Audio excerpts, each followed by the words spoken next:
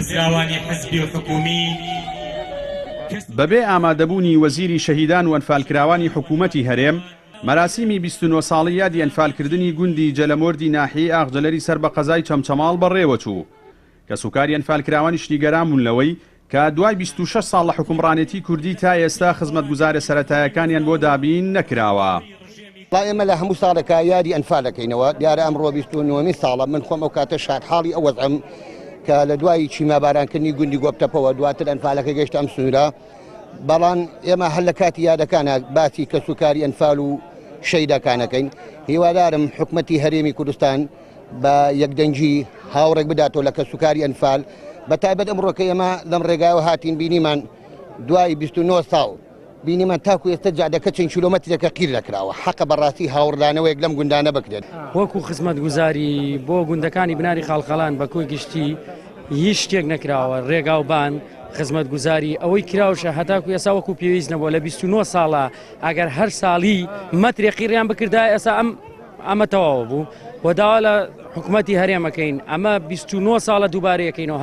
هەتا ئێستا هیچیان بۆمان نەکردەوە لەیان قبول ناکەین هیوادارین ئەم پەیامە بگاتە هەموو لایەنەکان وەڵڵاهی بەناو خەستەخانەی حکوومەتکەبێکیان بۆمان کرد هیچی کەسی لە کارمەندی لە سەردانەمش ئەوە تا گشتی شکاوە من داوتکە ئەوە نوێنێتەکەمانە دیتە چۆنە هەی بە قوربانت زادەمان هەر نییە نەوەڵڵا ئەوە زادەیە ئەوە زادەیە نەبەخوای بە قوربانت بم. ئەندامێکی پەرلەمانی کوردستانیش باسی لەوە کرد لەم خولەی پەرلەماندا حکوومەتی هەرێم پرۆژە یاسای بودجەی نەناردووەتە پەرلەمان بۆ ئەوەی خزمەتی زیاتری ئەو ناوچانە بکرێت کە کارەسات بارن و خزمەتگوزارە سەرەتایەکانیان بۆ دابین بکرێت.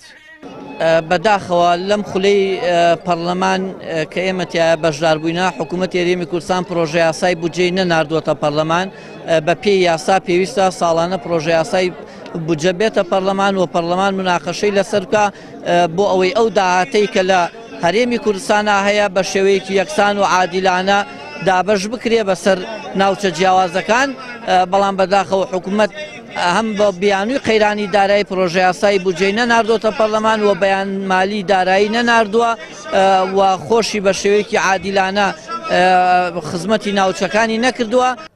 لە دەی ئایاری ساڵی 1970 و لا قۆناغی چواری پرۆسەی بەناوەنفال ڕژێمی پێشووی بەعس هەڵمەتی جینۆسایدکردنی گوندی جەلەمۆرد و گوندەکانی بناری خەڵخاڵانی دەست پێ کرد و لەو هەڵمەتەشدا 480 هاوڵاتی گوندی جەلەمۆرد و زیاتر لە 1600 هاوڵاتیش لە دە گوندی بناری خاڵخاڵان بێسەر و شوێن کران.